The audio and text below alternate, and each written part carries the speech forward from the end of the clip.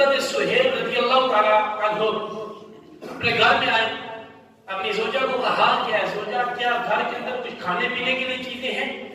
تو زوجہ نے کہا ہاں کچھ جو پڑا ہے تو اس کی روٹیاں بنا لیتے ہیں۔ تو زوجہ نے پوچھا کہ آج خیر ہے یہ پوچھ کیوں نہیں ہے؟ تو حضرت سہیل رضی اللہ تعالیٰ عنہ نے فرمایا اس لیے پوچھ رہا ہوں کہ آج دل کر رہا ہے کہ میں اپنے گھر کے اندر نبی رحمت کو دعوت دوں۔ جب نبی ہمارے گھر میں آئیں گے تو نبی کے نالین رکھنے کی دیر ہوگی کہ رب اپنی رحمتوں کو ہمارے گھر میں برسائے گا۔ حضرت سہیل رضی اللہ تعالیٰ عنہ نے اپنی بیوی کو کہا، بیوی نے کہا ٹھیک ہے آپ جائیں سرکار کی بارگاہ میں ان کو دعوت دیں گے، وہ ہمارے گھر میں آئیں گے تو ہم بھی ان سے فیض و برکات کو حاصل کریں گے۔ تو حضرت سہیل سرکار کی بارگاہ میں جاتے ہیں، مسجد نبی میں میرے آقا تشریف فرما ہے، ارد کے صحابہ کرام بھی جمع ہیں۔ تو حضرت سہیل رضی اللہ تعالیٰ عنہ سرکار کی بارگاہ میں آج اس لیے نہیں کرتے کہ قریب صحابہ ہیں وہ سنیں گے تو وہ کہیں گے کہ ہمارا بھی دل ہے کہ ہم بھی دعوت کھائیں، لیکن حضرت سہیل فرماتے ہیں کہ میں نے سوچا کہ گھر میں کھانا کم بنایا ہے اور اس سے بمشکل میرے آقا سیر ہو کے کھائیں گے تو میں دیگر لوگوں کو کیسے دعوت دوں؟ چنانچہ حضرت سہیل میرے آقا کی بارگاہ میں جا کے قریب کھڑے ہو گئے آج پان۔ یہ بھی ہمیں ادب ملتا ہے کہ جب علماء کی مجلس میں جائیں، جب معزز لوگوں کی مجلس میں جائیں تو قریب ان کے ہاتھ باندھ کے کھڑا ہونا یہ صحابہ کی سنت ہے۔ چنانچہ حضرت سہیل فرماتے ہیں کہ میں سرکار کے قریب کھڑا رہا، کچھ لمحے کے بعد میرے آقا نے میری طرف نظر رحمت کی تو فرمایا سہیل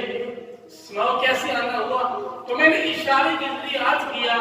کہ یا رسول اللہ میرے گھر میں آپ کی دعوت کا انتظام کیا گیا ہے تو میں آپ کو دعوت دینے کے لیے آیا ہوں۔ اشارے کی ذریعے سے عرض کرتے ہیں اور سرکار نے فرمایا اے سہیل، اشارہ کیا میرے آقا نے، اے سہیل کیا ان صحابہ کو بھی لے کے چلو؟ حضرت سہیل نے اشارے میں نفی کا جواب دیا کہ کھانا صرف سرکار کے لیے تیار کیا ہے اور دیگر صحابہ جائیں گے تو سرکار بھی بہت مشکل سیر ہو کے کھائیں گے تو ان کو کیا عطا کریں گے؟ لیکن میرے آقا پھر وہیں پہ بیٹھے نہیں اور کچھ لمحے کے بعد دوبارہ حضرت سہیل کی طرف دیکھ کے سرکار نے فرمایا اے سہیل سناؤ کیا ارادہ ہے؟ حضرت سہیل بات کرتا ہے یا رسول اللہ صلی اللہ علیہ وسلم، اشارہ کیا اور کہا یا رسول اللہ آپ تشریف لے آئے۔ حضرت سہیل فرماتے ہیں کہ سرکار نے پھر اشارہ کیا کہ اے سہیل کیا اپنے اشاروں کو بھی ساتھ لے کے چلوں؟ حضرت سہیل نے پھر اشارہ نفی میں کیا۔ میرے آقا نے پھر اپنی باتوں کے اندر مشغول ہوئے صحابہ کے ساتھ، کچھ لمحے کے بعد میرے آقا نے دوبارہ حضرت سہیل کی طرف نگاہیں اٹھائی۔ حضرت سہیل کو میرے آقا نے فرمایا اے سہیل سناؤ آپ کو کیا خیال ہے؟ سہیل رضی اللہ تعالیٰ عنہ عرض کرتے ہیں یا حضرت ٹھیک ہے آپ چاہتے ہیں تو ان کو بھی ساتھ لیں۔ اللہ اکبر، میرے آقا سب صحابہ کو لے کے حضرت سہیل کے گھر میں جاتے ہیں اور حضور علیہ السلام جب گھر میں جاتے ہیں تو حضرت مولانا شفیع قاری رحمۃ اللہ تعالیٰ علیہ ذکر جمیل میں اس حدیث کی وضاحت فرماتے ہیں حضرت سہیل سوچ رہے تھے اور جانتے تھے کہ کھانا صرف میرے آقا کے لیے بمشکل ہوگا اور آقا بمشکل اس سے سیر ہو کے اصلاح فرمائیں گے اور صحابہ جب جائیں گے تو میرے آقا بھی سیر ہو کے نہیں کھا پائیں گے۔ یہ حضرت سہیل جانتے تھے اور سوچ کر رہے تھے، لیکن میرے آقا مولا صلی اللہ علیہ وسلم جانتے تھے اے سہیل میں تمہارے تو سیر جا رہا ہوں اور یہ جو میرے یار ہیں جو دن رات میری تحریر میں اپنے آپ کو جھکائے رکھتے ہیں ان کو میں اپنے تو خیر ساتھ لے کے جا رہا ہوں۔ چنانچہ یہ صحابہ کا جب مجمع میرے آقا مولا صلی اللہ علیہ وسلم کے ہمراہ حضرت سہیل کے گھر میں پہنچتا ہے تو وہاں پہ حضرت سہیل جب میرے آقا کے بارگاہ میں کھانا لاتے ہیں تو میرے آقا اس کھانے کے ٹکڑے کرتے ہیں اور اس کی سرید بناتے ہیں اور اپنی انگلی مبارک کو اس کھانے میں ڈالتے ہیں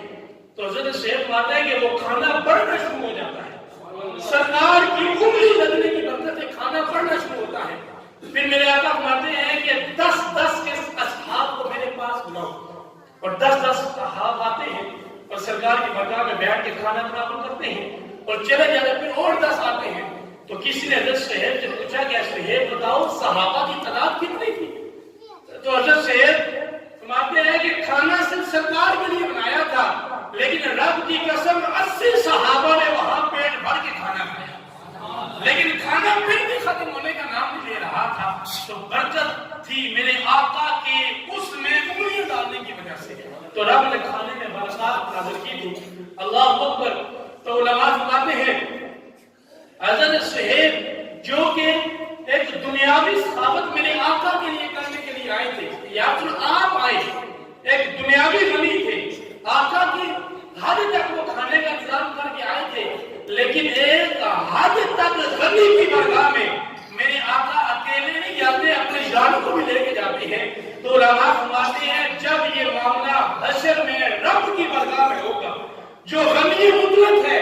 جو جہنم کا غنی ہے، تو اس بارگاہ میں بھی میرے آقا اکیلے جنت